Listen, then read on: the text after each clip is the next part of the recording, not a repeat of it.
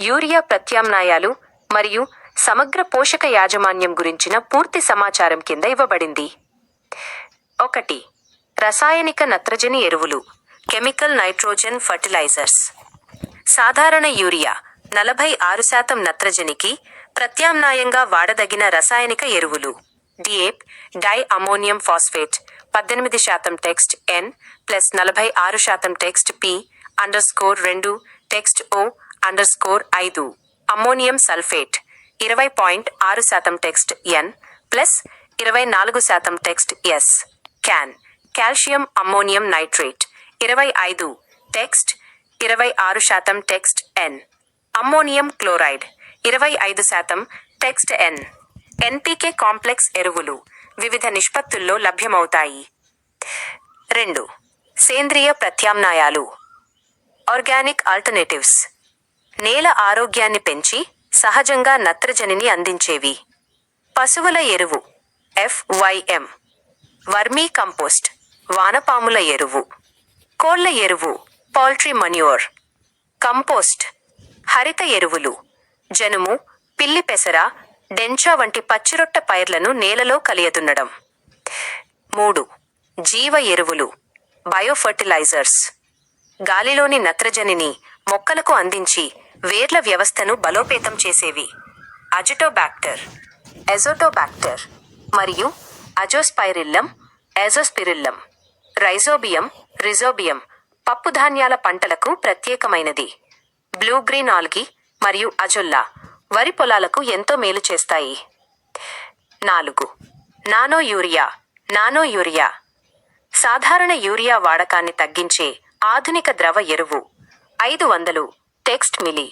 Nano urea సీసా 1 బస్తా సాంప్రదాయ యూరియాకు సమానం. ఇది మొక్కలలో నత్రజని వినియోగ సామర్థ్యాన్ని పెంచుతుంది, ఎరువుల వృధాను, పర్యావరణ కాలుష్యాన్ని తగ్గిస్తుంది. 5.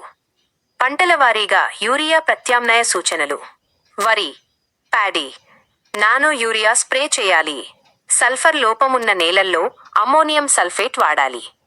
నాటడానికి ముందే పచ్చిరొట్ట ఎరువులు వేయాలి.